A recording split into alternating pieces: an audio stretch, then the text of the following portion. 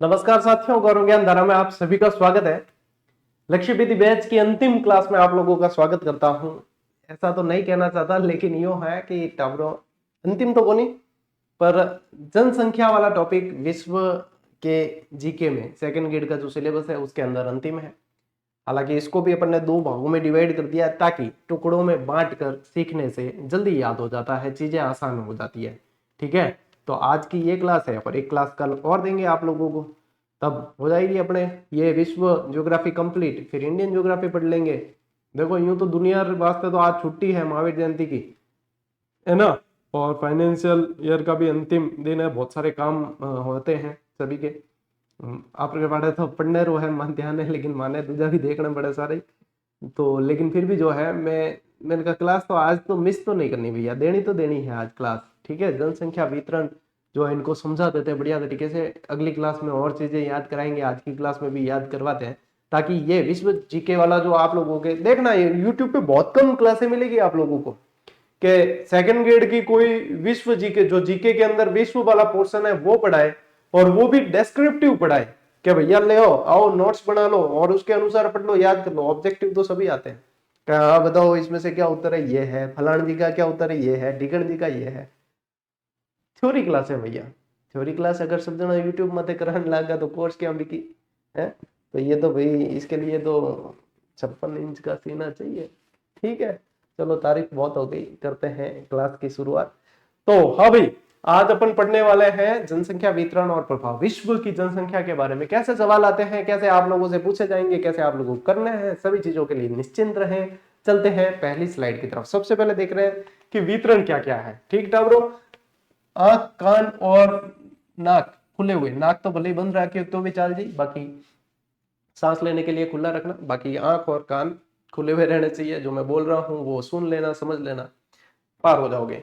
विश्व की जनसंख्या की बसाव क्या है, विश्व की जनसंख्या की बसाव की स्थिति, चार समूह आप लोगों को ध्यान रखना है इसके अंदर के बसाव की स्थिति पे आधार पर। उसमें भी जो सबसे सघन बसा हुआ है और सबसे विरल है, इन दोनों को ध्यान रखना है। बाकी कौन पूछे, बीच वाला मिडिल वाला नहीं पूछे, या तो सबसे ज्यादा सघन बसा हुआ पूछते हैं या अत्यंत विरल है वो पूछा जाता है। तो सबसे सघन आबादी का बताओ, अपना भारत समूह टॉप में आता है, तो अपना भारत जिसके अंदर आएगा वो सबसे सघन आबादी वाले क्षेत्र में आएगा। तो देखो टावरो, सघन बसाव वाले क्षेत्र इसके अंदर आता है पूर्वी एशिया, यानी उत्तर पूर्वी एशिया आ गया, चीन जापान वगैरह आ गया, दक्षिणी एशिया आ गया, भारत पाक और बांग्लादेश। यह मतलब सघन बस्ती जनसंख्या वृद्धि कराने में इन क्षेत्रों का रोल सबसे ज्यादा है। सबो भाई साहब अटे जो है सबसे ज्यादा जनसंख्या वृद्धि है। दक्षिण पूर्वी एशिया इंडोनेशिया आ जाएगा इसके अंदर, पश्चिमी यूरोप का जर्मनी आ जाता है, और उत्तरी अमेरिका का पूर्वी भाग यूएसए आ जाता है। ठीक है, ये ध्यान रखना है कि ये सबसे ज्यादा बसे हुए हैं। इसके अलावा दो कैटेगरी बीच में जिनको आपको ज्यादा ध्यान नहीं रखना, सिर्फ ये ध्यान रखना है कि हाँ ये कैटेगरी होती है। कई कैटेगरी है, सामान्य बसाव के क्षेत्र और विरल और न्यून बसाव के क्षेत्र। पता हो कि अत्यंत विरल के जहां पे बिरले ही पहुंच पाते हैं। क्यों? क्योंकि कोकड़ी जाम हो जाए, कोकड़ी जाम समझो, क्योंकि वहां अत्यंत ठंडे होंगे या फिर भाई साहब अत्यंत गर्म होंगे, यानी कि रहने के अनुकूल नहीं है। तो वो कौन कौन से क्षेत्र हैं? अत्यंत न्यून और विरल बसाव के क्षेत्र, उष्ण आर्द्र प्रदेश जैसे कांगो अमेजन बेसिन। ये क्या होते हैं? उष्ण जलवायु होती है और आर्द्र यानी कि चिपचिपी वो जलवायु होती है ना, वहां पे जो है लोग रहना कम पसंद करते हैं। अति शीत प्रदेश, ध्रुवीय भाग अटे कोकड़ी जमी जाती। शीत यानी कि टुंड्रा प्रदेश में, टुंड्रा प्रदेश में अब या तो कोई जैसे एस्किमो वगैरह जनजातियां हैं तो वो बसी हुई होती है, या फिर कोई वैज्ञानिक पहुंच जाते हैं कि भाई साहब अपार की परीक्षण करा वे पहुंच जाए। बिंगे अलावा जो थे हो जो कि आपने जरा लोग बटे जाए रहे और के जनसंख्या वृद्धि करे तो पॉसिबल नहीं है। अति उष्ण प्रदेश जैसे मरुस्थलीय प्रदेश, यहाँ पे भी विषम परिस्थितियां होती है, और ऊंचे पर्वतीय भाग, यहाँ पे सिर्फ झंडे गाड़ने जाते हैं, झंडे लहराने जाते हैं, जैसे कि हिमालय हो गए, रॉकीज हो गए, एंडीज आल्प्स पर्वतमालाएं वगैरह ये हो गई। तो यहाँ पे जो है माउंट एल्ब्रूस वगैरह आप लोग देखते हो कि रिकॉर्ड कायम किए जाते हैं, ऊपर जाके झंडा गाड़ा जाता है, वापस आ जाते हैं, रहते नहीं है वहां, है रहने के अनुकूल परिस्थिति नहीं है, ऑक्सीजन कम है वगैरह, कैसे रहेंगे, नाक में से खून चालू हो जाएगा। तो वहां पे तो भैया ये सामान्य अपना जो शरीर है ना, मानवीय शरीर, ये वहां पे सर्वाइव ही नहीं कर पाएगा। तो जनसंख्या वृद्धि करने की तो सोच ही वहां पे आ ही नहीं सकती। तो ये अत्यंत विरल क्षेत्र है, और ये कैसे हैं? ये है भैया बहुत ज्यादा बसाव वाले क्षेत्र। यानी कि यहाँ पे आप लोग देखना कि यहाँ पे क्या अनुकूल होती है परिस्थिति, बिल्कुल कर्क और मकर रेखा पे सबसे ज्यादा अनुकूल परिस्थितियां होती है। अपन जहां रहते हैं ना भाग्यशाली है, अपन तीनों सीजन देखते हैं, सर्दी गर्मी बरसात, मजे सारे लेते हैं। मानसून के मजे अलग लेंगे, गर्मी के अलग लेंगे, सर्दी के अलग लेंगे, है सीजन की अलग अलग रीलें बनेगी। सर्दी में सिगड़ी वाली रीलें बनेगी, गर्मी में स्विमिंग पूल वाली बनेगी, बरसात में तो आप लोगों को मानसून के तो पता ही है। तो मतलब अपन तो मतलब स्वर्ग धरती पे गई है ना, तो कर्क और मकर रेखा भी तो है। क्या आप लोगों को लगता है कि मरने के बाद में स्वर्ग देखने को मिलेगा? अरे पॉसिबल ही को नहीं, स्वर्ग तो है जो यही है ना। चलिए अब देखो, विश्व में सर्वाधिक सघन बसाव वाले क्षेत्रों को महाजन या महामानव समूह कहा जाता है। महाजन अजय, जन को मतलब क्या है? जन मतलब मानव, ठीक है। महाजन यानी कि महामानव समूह कहा जाता है किसको? सर्वाधिक सघन बसाव वाले जो क्षेत्र हैं। अब उसमें से ये सर्वाधिक सघन बसाव वाले क्षेत्र है, इनका वर्गीकरण है ये कि एशियाई महाजन समूह, यूरोपीय महाजन समूह, उत्तरी अमेरिकी महाजन समूह और अफ्रीकी महाजन समूह। यानी कि इन महाद्वीपों के अंदर जो ज्यादा संख्या में लोग रहते हैं वो महाजन समूह के अंदर बट गए। कि याद नहीं रखनो, अपर याद रखो कि एशिया, यूरोप, उत्तरी अमेरिका और अफ्रीका, बस ताकि महाजन समूह लगाना बस। की कौन? यूरेशिया याद रख लो सीधु कि यूरोप और एशिया यूरेशिया, उत्तरी अमेरिका अपन याद रहे, अमेरिका कौन भूले? अब भूला तो भूलन कौन है? ट्रम्प पैसा है। और भी अलावा ध्यान रखो कि अफ्रीका याद रखो, ठीक है। तो ये हो गए भैया, ये किस किस को याद नहीं हुई मुझे बता देना। याद है, ज्यादा दिमाग नहीं लगाना, जितना पढ़ाई को इजी बना दोगे, जितना सरल बना दोगे, उतना आप लोगों के लिए बढ़िया है। सबसे बढ़िया काम है कि अब स्क्रीनशॉट लो, आगे बढ़ते हैं। चलो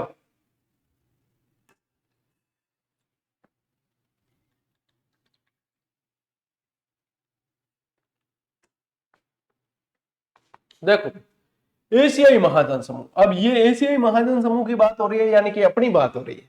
अपन किस में रहते हैं? एशिया में। चलो देखो, दक्षिण एशिया यानी कि भारत पाकिस्तान वगैरह यही है। देखो भारत पाकिस्तान बांग्लादेश के भाग आते हैं। ये विश्व का सबसे बड़ा महाजन समूह है। अरे सबसे बड़ा महाजन समूह क्यों हो गया? भारत है भैया इसके अंदर। और भारत तो जनसंख्या में भाई इतनी तीव्र गति से आगे बढ़ा है कि भाई सब जगह वाहवाही हो रही है, जनसंख्या वृद्धि में वाहवाही होगी क्या? हाँ भाई पहले नंबर पे है कि हमको कोई इस मामले में पछाड़ ही नहीं सकता। हमारे पास में सबसे ज्यादा जो है माथे गिनने के लायक माथे सबसे ज्यादा है हमारे। हाँ इतने माथे हैं कि आप जैसे भी चलवा दो कहीं, वहां पे भी आप लोगों को 50 से 100 माथे गिनने लायक मिल जाएंगे। इतने माथे हमारे पास में। देखो दक्षिण पूर्वी एशिया और इंडोनेशिया। फिर पूर्वी एशिया में क्या आ जाता है? इसमें आपके चीन जापान वगैरह ये आते हैं। यहाँ की 70% जनसंख्या गांव में और 30% जनसंख्या नगरों में निवास करती है। कहाँ की? ये एशियाई महाजन समूह की बात हो रही है। किसकी बात हो रही है? एशियाई महाजन समूह की 70% जनसंख्या गांवों में और 30% शहरों में निवास करती है। यह अधिकांश देश विकासशील श्रेणी में आते हैं। जापान विकसित है, ठीक है, जापान विकसित है, लेकिन सबसे ज्यादा आप लोगों को पता है डोकरे बूढ़ी जो है ना, वो भी जापान के अंदर ही है सबसे। और यहाँ के जापान के लोग इतने कर्मठ होते हैं, इनको पता है कि सुबह उठते ही हमें घर बनाना है। कि क्यों गुरु जी? घर तो क्या जिंदगी में एक बार ही बनता है, हमने सुना। अरे यहाँ पे मतलब पूरी जिंदगी घर बनाना होता है इनको। यहाँ जापान में सबसे ज्यादा भूकंप आते हैं, है ना। तो क्या होता है कि इनको पता है कि हम रात को सुबह जो है दिन में काम करने गए, शाम को आके वापस घर बनाना है, उसके बाद में वापस रहना है। इतने भूकंप आते हैं और लकड़ी के घर होते हैं यहाँ। तो इनकी काम करने की जो है आदत इतनी शानदार हो जाती है। अपने जैसों को कह दिया हो भाई साहब जोर आता है। अपने तो यहाँ पे देखो रीलें चलती है कि भाई जिंदगी में मकान एक बार ही बनेगा। क्यों? थे रोज बनाओ, ताकत होनी चाहिए। थे साल में एक बार बनाओ, थे 10 साल में एक बार बनाओ, है तो जिंदगी में एक बार ही बनता है। ये कह दिया। जापान वालों को पूछो, जापान वाले कहते हैं हम तो भैया दिन में 2 बार बना देते कई बार। तो ये यहाँ की कर्मठता है। कहाँ की? जापान की कर्मठता है कि ये इतने आगे हैं हमसे। इस महाजन समूह को मानसूनी एशियाई महाजन समूह भी कहा जाता है, क्योंकि मानसून बढ़िया तरीके से आता है। इसका सर्वाधिक जमाव जो है 10 डिग्री से 40 डिग्री उत्तरी अक्षांशों के बीच है। 10 डिग्री से 40 डिग्री उत्तरी अक्षांशों के बीच इसका सर्वाधिक जमाव देखा जाता है। जनसंख्या वितरण जो बढ़ रहा है ना, वो सबसे बेस्ट तरीका है ये कि कैसे पढ़ना है। ये महाजन समूह आप लोगों को बिल्कुल अच्छे तरीके से समझ में आ चुका है। अब चलते हैं अपन यूरोपीय महाजन समूह की तरफ। उससे पहले इसका स्क्रीनशॉट लीजिए। चलो टावरों आगे बढ़ते हैं। देखो यूरोपीय महाजन समूह। यूरोप महाद्वीप में 40 डिग्री उत्तरी अक्षांश से 60 डिग्री उत्तरी अक्षांशों के बीच सर्वाधिक जनसंख्या का बसाव है। अभी अपन ने एशिया में क्या पढ़ा है? एशिया में देखो 10 से 40 डिग्री पढ़ा है, ठीक है। यूरोप में क्या पढ़ रहे हैं? 40 से 60 डिग्री, क्योंकि यूरोप एशिया की स्थिति में उत्तर में है, उत्तर की तरफ है ना। तो 40 से 60 डिग्री में इनका सर्वाधिक बसाव रहता है। यहाँ की 70% जनसंख्या नगरों में और 30% गांवों में है। अपने एशियाई महाजन समूह में क्या था, उल्टा था, 70% गांवों में, 30% शहरों में। यहाँ 70% नगरों में और 30% जनसंख्या गांवों में निवास करती है। यहाँ के सभी देश विकसित है। अब विकसित है इसीलिए नगरीकृत ज्यादा है, और नगरीकृत ज्यादा है तो जनसंख्या नगरों में निवास करती है। समझ में आ गई बात? ठीक है। 50 डिग्री उत्तरी अक्षांश के सहारे कोयला पट्टी पाई जाती है, जहां सर्वाधिक औद्योगिक विकास होने की सर्वाधिक सघन जनसंख्या बसाव पाया जाता है। और 50 डिग्री उत्तरी अक्षांश को यूरोप महाद्वीप की जनसंख्या की दूरी कहा जाता है। मोस्ट इंपॉर्टेंट, जनसंख्या की दूरी कहा जाता है किसे? 50 डिग्री उत्तरी अक्षांश को यूरोप की जनसंख्या की दूरी कहा जाता है। अरे ये अपने कोयला बेसिन वगैरह जैसे रूर प्रदेश है, जर्मनी का वगैरह, वो सारे के सारे यूरोप में ही तो है। तो यूरोप सबसे ज्यादा नगरीकृत जो है महाद्वीप है। देख लो नगरों में कितनी जनसंख्या निवास करती है। चलो भाई, अमेरिकी महाजन समूह में आओ। उत्तरी अमेरिका महाजन समूह के नाम से जानते हैं इसे। उत्तरी अमेरिका महाद्वीप के यूएसए में 30 डिग्री उत्तरी अक्षांश से 45 डिग्री उत्तरी अक्षांश के बीच तथा 50 सेंटीमीटर वर्षा रेखा यानी 100 डिग्री पश्चिमी देशांतर के पूर्वी भाग में अटलांटिक महासागर के तट तक ये भाग आता है। इसके अंदर समझ गए कि उत्तरी अमेरिका में अक्षांश स्थित है, तो ध्यान रखो 30 से 45 और साथ में 50 सेंटीमीटर वर्षा रेखा है, यानी कि 100 डिग्री पश्चिमी देशांतर के पूर्वी भाग में। ठीक है, यह जनसंख्या समूह पाया जाता है। यहाँ की 70% जनसंख्या नगरीय है और 30% जनसंख्या ग्रामीण है। इसका मतलब भी क्या है कि ये यहाँ पे भी विकसित देश ज्यादा है, विकासशील कम है। ठीक है, फिर आते हैं अपने चौथे नंबर का अफ्रीकन महाजन समूह। अफ्रीका में नील नदी का घाटी क्षेत्र, जो आपके नील नदी की सभ्यता, मिस्र की सभ्यता वगैरह भी पढ़ते हो ना, तो मिस्र को नील नदी का वरदान कहा जाता है। मिस्र, सूडान, इथोपिया और गिनी की खाड़ी का तटीय भाग, ठीक, जिसे आप ये ध्यान रखें कि Sierra Leone, Liberia, Ivory Coast, Ghana, Tonga, Benin और टोंगा बेसिन और नाइजीरिया इसके अंतर्गत आता है। यहाँ विकासशील पिछड़े देश आते हैं, यानी कि ये अफ्रीका महाजन समूह और एशियाई महाजन समूह, इन दोनों के अंदर तो विकासशील और पिछड़े देश ज्यादा है। और अपने यूरोपीय महाजन समूह और अमेरिकी महाजन समूह, इनके अंदर विकसित देश ज्यादा है। ठीक है, अब कौन कौन से बसाव क्षेत्र कैसे कैसे हैं सारे आप लोगों को बता दिए हैं। एक बार इसका स्क्रीनशॉट लो भाई। वैसे पीडीएफ आपको वेबसाइट पे टाइम अपलोड की जा रही है, देखते रहे जो।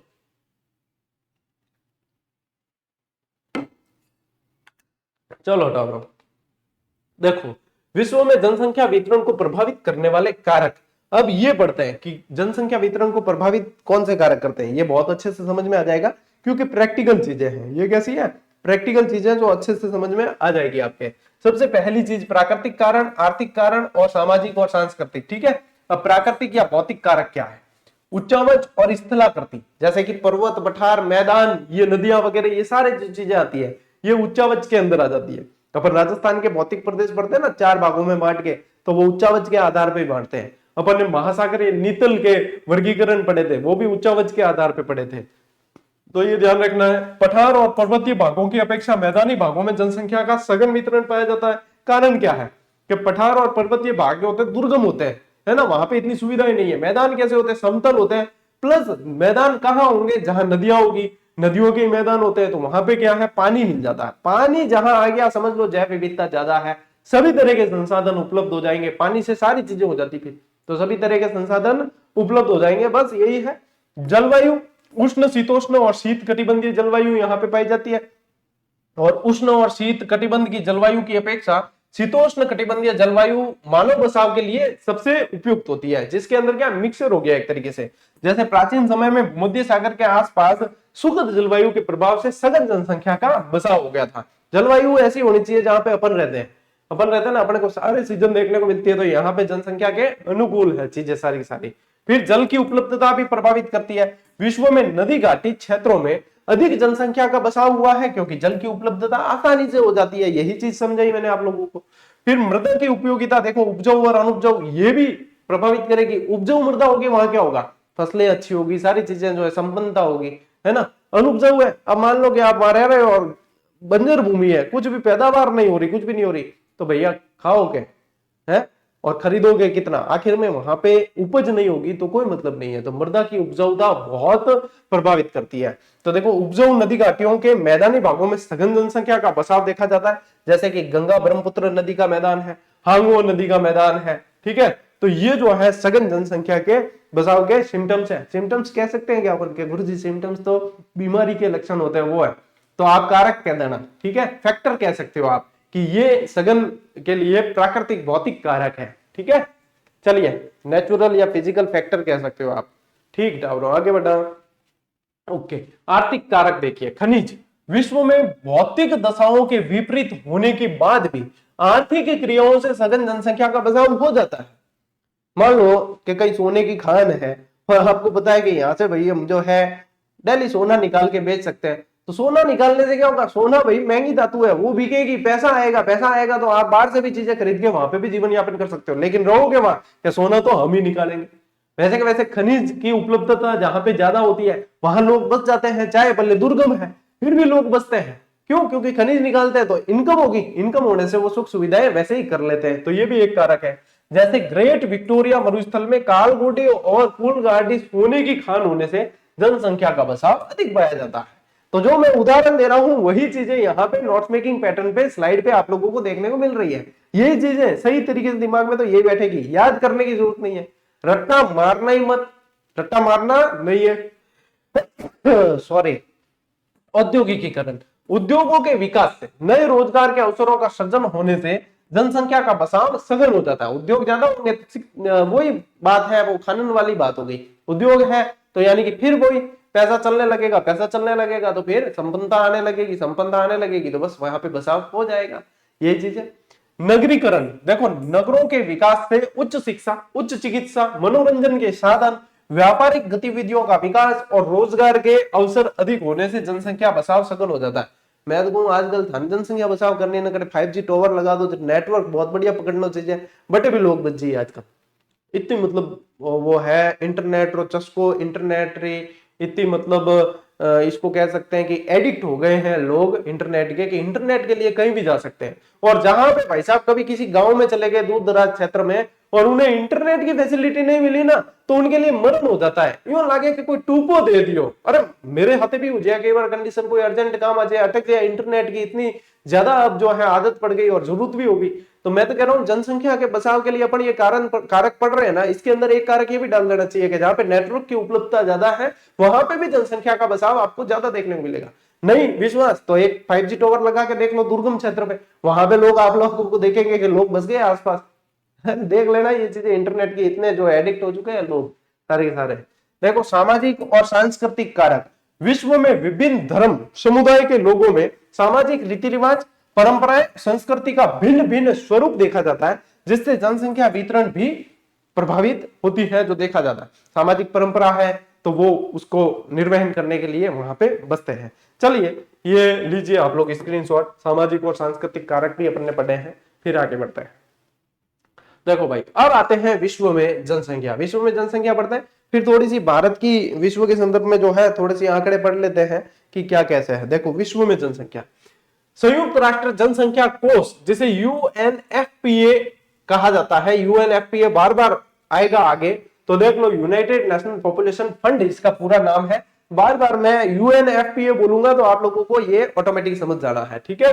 इसने वर्ष 2025 में state of world population SOWP report जारी की, जिसका शीर्षक था द रियल फर्टिलिटी क्राइसिस। क्या था? द रियल फर्टिलिटी क्राइसिस इस रिपोर्ट का नाम था। पूछ सकते हैं भाई साहब, बहुत मोस्ट इंपॉर्टेंट चीज है। फिर देखो इसके बारे में जानते हैं, ये संयुक्त राष्ट्र महासभा का, महाराष्ट्र चर्चा में रहता है ना आजकल, चर्चा में बहुत बना हुआ है, तो क्या बोलते बोलते महाराष्ट्र आ जाता है शब्द।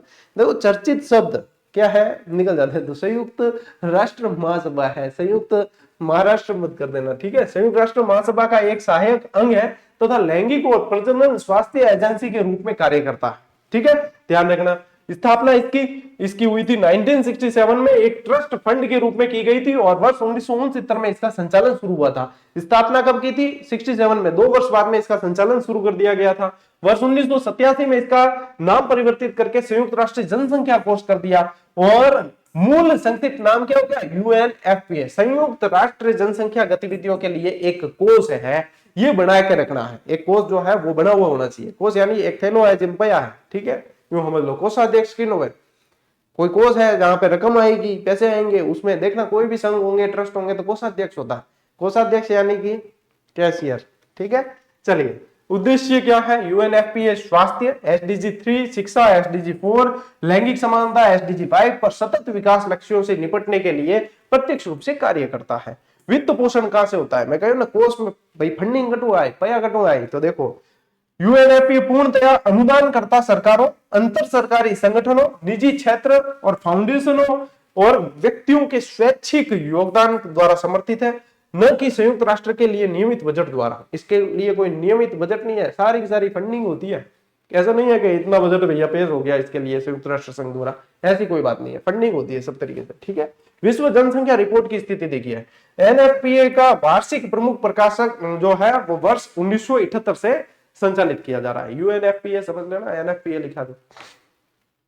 चलो आगे बढ़ते हैं, स्क्रीनशॉट लो।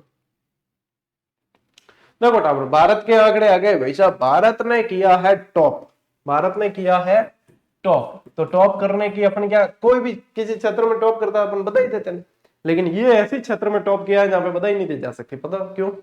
जनसंख्या बढ़ाना यानी कि बेरोजगारी, गरीबी, सारी चीजें बढ़ेगी।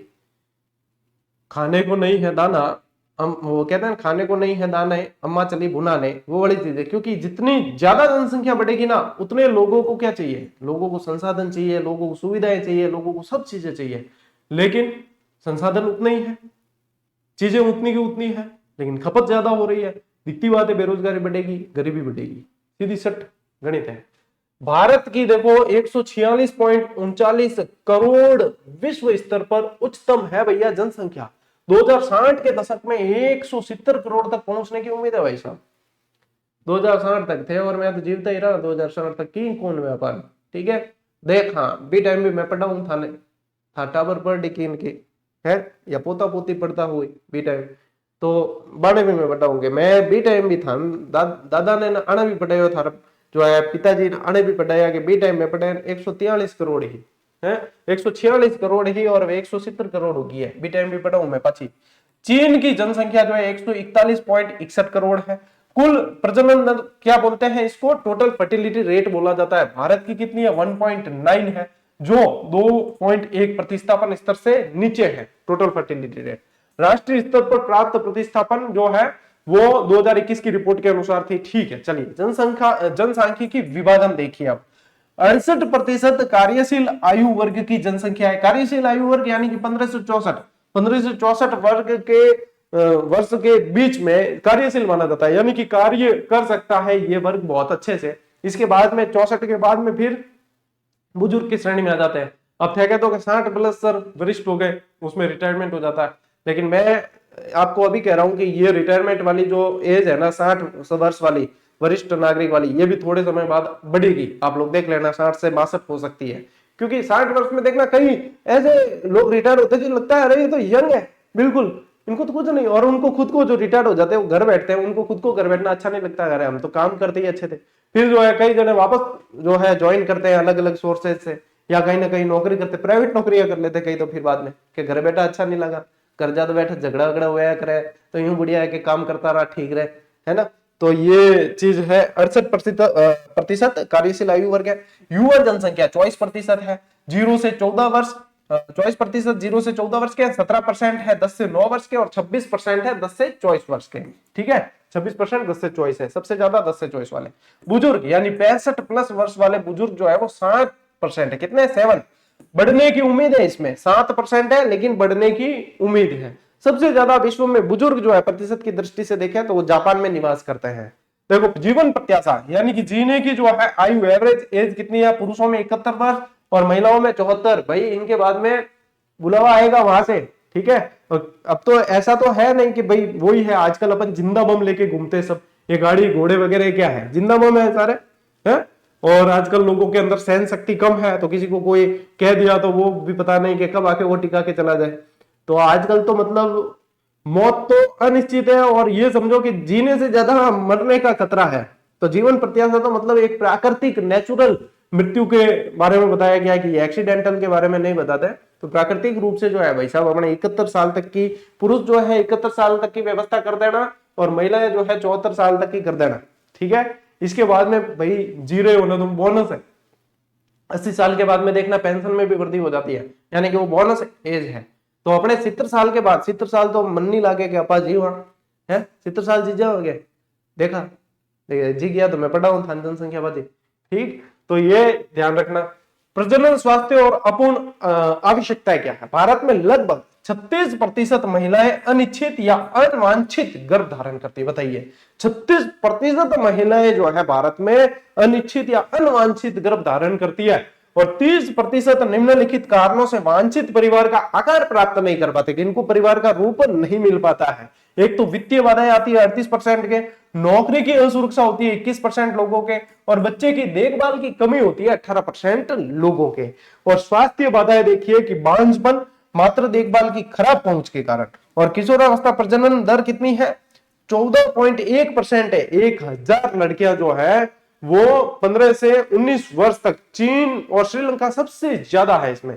क्या है, ये प्रजनन दर जो है 1000 लड़कियों के आधार पर निकाली गई है, और इसमें क्या 15 से 19 वर्ष जो है वो प्रजनन, किशोरावस्था प्रजनन, टीन एज के अंदर जो है प्रजनन वाली दर 14.1% है भारत में। इसमें चीन और श्रीलंका, ये चीन और श्रीलंका से भी अधिक है अपने भारत की। ठीक है, ये है आंकड़े, सारे के सारे याद करने पड़ेंगे आप लोगों को। जितने काम की चीज है आंकड़े, इन्हीं को जो है मेल जोल के करके, और एग्जामिनर कहेगा कि ले भाई कथन कारण वाला सवाल ले कर भाई, यहां कर रही एग्जामिनर आजकल यही करे, वो आए ना, वो रील आती है बॉलिंग करते आ ले, तो एग्जामिनर पाछो के आ ले, तो यही है भाई। हम जैसे मास्टर कहते हैं कि ये यहां से पूछेगा भाई, तो हम कहते हैं कि आ ले, एग्जामिनर पाछो के आ ले, तो ठीक है। लेकिन उसके लिए भाई आपको प्रिपेयर तो होना पड़ेगा, आपको वो वाले सीन में आना पड़ेगा। आ ले, तो हम क्यों है कि आरपीएससी कही क्या आ ले, बस थाने कहना है पाछो आ ले, तो क्या हमारे गुरु जी पढ़ाई ओढ़ो है, इन तरीकों के ओढ़ो है, कई तरीकों हो। ठीक है, ले स्क्रीनशॉट। देखो वैश्विक सांख्यिकी, अब यहां पे वैश्विक सांख्यिकी के अंदर ध्यान दो। विश्व जनसंख्या प्रवृत्ति, वैश्विक जनसंख्या 8.2 बिलियन है 2025 के अनुसार। अब कई जना टाबरा ने ओई नहीं ध्यान कि गुरुजी मिलियन के वे बिलियन के वे, ए नहीं ध्यान। चलो मैं आप लोगों के लिए आसान कर देता हूं कि मिलियन ने बिलियन के वे। चलो आज इस चीज को भी सीखते हैं, अपने बच्चों को भी बताना ही है कि बार बार पढ़ने में आता है कि इंस्टाग्राम पे इसके इतने मिलियन हो गए, इतने बिलियन हो गए, तो ये बच्चों को भी बताना। देखो 1000 यानी कि क्या बोलते हैं अपन, हजार बोलते हैं। ठीक है, क्या बोलते हैं रोमन स्क्रिप्ट के अनुसार, ये ध्यान रखना है कि अपने मिलियन मिलियन वगैरह। तो 10,000 ये क्या है 10,000, 10,000 जो होते हैं ये 10,000 आ गए। फिर देखो 100,000, ठीक है, जो 1 लाख होते हैं, कितने होते हैं 1 लाख। अब देखो मिलियन, मिलियन का मतलब क्या होता है 10 लाख। अब अपने 1 मिलियन सब्सक्राइबर होने वाले, यानी कि 10 लाख सब्सक्राइबर होने वाला है भाई साहब। 10 लाख बहुत बड़ी मतलब संख्या है। ठीक है, तो 10 लाख जो है 1 मिलियन होता है। 10 मिलियन हो जाए तो यानी कि अपने 100 लाख हो गए तो 1 करोड़ हो गया। 1 करोड़ हो गया तो 10 मिलियन, 10 मिलियन है तो समझना 1 करोड़ है। फिर 100 मिलियन, 100 मिलियन हो गए तो वो क्या होंगे 10 करोड़ होंगे। वो कितने होंगे 10 करोड़। और बिलियन, बिलियन के अंदर क्या आएगा 1 अरब, यानी कि 100 करोड़, तो यानी कि 1 अरब हुआ ना, उसको बोला जाता है बिलियन। उसको क्या बोलते हैं बिलियन। और 10 अरब जो होते हैं वो 10 मिलियन यानी कि 10 अरब, और 100 बिलियन यानी कि खरब, और ट्रिलियन यानी कि 10 खरब। इतनी तो गणित अज्ञानी तो बढ़िया बहुत है। यानी कि ये पता तो होना चाहिए कि भाई बिलियन आयो कटे तो हम था ध्यान तो रही कि हाँ सर बताओ, अरब है तो बिलियन है, मिलियन है यानी 10 लाख है, तो ये मिलियन बिलियन ट्रिलियन वगैरह पता होना चाहिए। आपके बच्चों को भी पता होनी चाहिए, तो ये बच्चों को जरूर बताना। थान तो ध्यान है, अपार तो थान ध्यान है ना। जीवन प्रत्याशा देख लिए पर पुरुषों की 71 वर्ष, महिलाओं की 74, अपने तो बच्चे हैं आधी जीवन बचा है। बच्चों का पूरा बचा है, उनको बताना कि ये बिलियन ट्रिलियन वगैरह क्या होते हैं। ठीक है, टाबरों के काम की चीजें है, आने बताई जो है। देखो पाछा चला हाँ, प्रजनन क्षमता में गिरावट। 60% देशों में अब प्रतिस्थापन प्रजनन क्षमता दर कम है, यानी कि 2.1 से कम है। सर्वाधिक तीव्र जनसंख्या वृद्धि वाले क्षेत्र उप सहारा अफ्रीका और एशिया के कुछ हिस्से, एशिया कुछ हिस्से में भारत आई क्या सर्वाधिक वृद्धि जो है दर, भारत जो है स्ट्राइक रेट अच्छी है भारत की, आगे निकल गया। घटती आबादी, चीन, जापान, दक्षिण कोरिया, पूर्वी यूरोप, इन्होंने तो कम कर दी आबादी। सबसे पहले चीन आगे था, लेकिन इन्होंने तो एक बच्चा पॉलिसी वगैरह ऐसे भी लागू की और इन्होंने तो कम कर दी। लेकिन भारत वाला तो माने कौन कि ये मतलब बच्चे पैदा करना हमारा जन्मसिद्ध अधिकार है, हम इन्हें पैदा करके ही रहेंगे, वो वाले सिद्धांत पे चल रहे हैं। शीर्ष 5 सर्वाधिक आबादी वाले देश कौन से हैं 2025। कई जगह को पुत्र मुंह में पैदा करते ही जाए है। मैं कई एड़ा एड़ा उदाहरण देखिए जिनके जो है 4-5 बच्चियां हैं घर में, तो जब तक नहीं रुके जब तक के बेटो पैदा नहीं हुए भाई एडो के ठेगोल बेटो पैदा करना ही करना है। अगर आपके भाग्य में लिखा होगा तो आपको तो मतलब बेटियां ही आप लोगों की सेवा कर लेगी है। जो थोड़ी बेटो पैदा कर खुद बेटा पैदा करने के चक्कर में डोकरे हो जाते हैं, लेकिन कई लोगों की जो सोच ये होती है कि नहीं नहीं नहीं बेटा तो पैदा करना ही करना है ना, तो करो। यही जनसंख्या बढ़ है, भारत तो टॉप कर रही हो और मंदयानी की तो टॉप करी हो। 170 करोड़ तो जो टारगेटेड होता है लगे 200 करोड़ डबल सेंचुरी मारा होते। भारत 1.46 बिलियन है, यानी कि अरब की बात हो रही है। फिर देखो आता है चीन 1.42 बिलियन, अमेरिका 3.45 मिलियन, ये 345 मिलियन है, पॉइंट नहीं है, ये तो है बिलियन में, वो मिलियन में आ गई है। फिर इंडोनेशिया 285 मिलियन और पाकिस्तान 245 मिलियन। इसकी कोई ट्रिक बता दूं कि याद करने की, चलो बना देते हैं हाथों हाथ। हाँ आगे याद, देखो इसको ऐसे याद करना, बीसीए करने इंडिया से पाकिस्तान में, इंडोनेशिया से पाकिस्तान ही कर देना ना, बीसीए करने इंडोनेशिया से पाकिस्तान गए, तो इससे क्या होगा, क्रम याद रहेगा आप लोगों को, भारत चीन अमेरिका और इंडोनेशिया पाकिस्तान। तो ये क्या हो गई, ये अपनी है भैया सुपर ट्रिक। हाथों हाथ बनाएगा देखो थारे खतिर की मनागोन टाबरो। वैश्विक प्रजनन प्रवृत्ति, वैश्विक कुल प्रजनन दर जो है TFR वर्ष 1950 में प्रति महिला 5 बच्चों से घटकर 2024 में 2.25 हो गई है, जिसके वर्ष 2050 तक 2.1 प्रतिस्थापन स्तर तक पहुंचने का अनुमान है। ठीक है, ये जो है अनुमान है कि 2.1 तक चली जाएगी, 2.25 तक गई है अभी। और उच्चतम TFR किसकी है, नाइजर की है जो 6.7 है, सोमालिया की है 6.1 और अपने कांगो की है 5.9। निम्नतम किसकी है, दक्षिण कोरिया की है 0.7, हांगकांग की है अपने 0.8 और सिंगापुर की 0.9। प्रतिस्थापन स्तर देखो 2.1, ये केवल 13 देश इस सीमा से ऊपर रह गए हैं। अब सिर्फ 13 देश जो है वो इस सीमा से ऊपर रह गए हैं, बाकी सारे के सारे नीचे हैं। ठीक है, ले स्क्रीनशॉट। चलो भाई, बहुत इंपॉर्टेंट फैक्ट है ये, मैंने आपको बता दिया। अब देखो, जीवन प्रत्याशा एवं वृद्ध होती आबादी, जीवन प्रत्याशा और वृद्ध होती आबादी।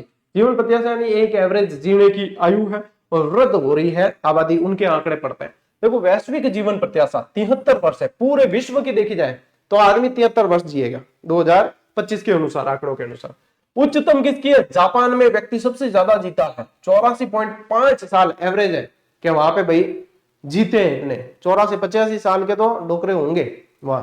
और स्विट्जरलैंड की जो है उसके बाद में आती है 83.9। स्विट्जरलैंड जगह ही ऐसी है कि लोगों की मरने की इच्छा ही नहीं होती, लोग मरते हैं कि हम स्वर्ग चले जाएंगे। अरे स्विट्जरलैंड में तो जाते हैं तो खुद स्वर्ग ही लगता है, तो लोग मरते ही नहीं है, ऐसी बात है क्या। स्विट्जरलैंड की है सेकंड नंबर पे। निम्नतम किसकी है, मध्य अफ्रीकी गणराज्य की है 54 साल और चाड की है, चाड की है 53 साल। वृद्ध होती आबादी देखो इसके आंकड़े, जापान 65 वर्ष से अधिक आयु के 30% लोग हैं, यहाँ के 30% लोग 65 वर्ष से अधिक आयु के, जब तो इनकी जीवन प्रत्याशा रेट देखो 84 क्रॉस कर गई। और यूरोप में 20% बुजुर्ग है।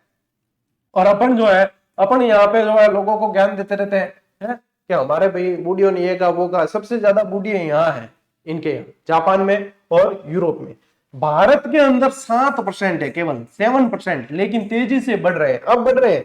ठीक है, सुविधाएं हुई है थोड़ी चिकित्सा वगैरह के इसके अंदर, इसलिए ये बढ़ रहे हैं अब।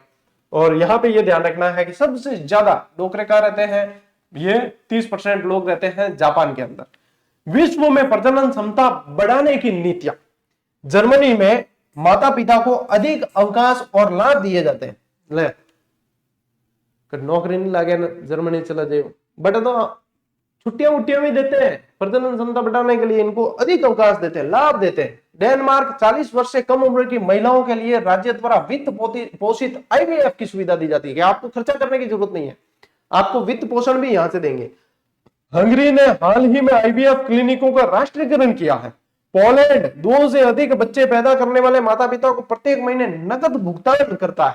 ले, हमारे यहाँ के लोग सोचेंगे कि अरे हम इतने भागे, हम यहाँ पैदा क्यों नहीं हुए हैं, हमें तो बिना कुछ किए ही जो है मजे मजे में हमें तो यहाँ से सैलरी मिल जाती है, आनंद का आनंद। और यहाँ पे जो भुगतान देखो प्रत्येक महीने नकद भुगतान है।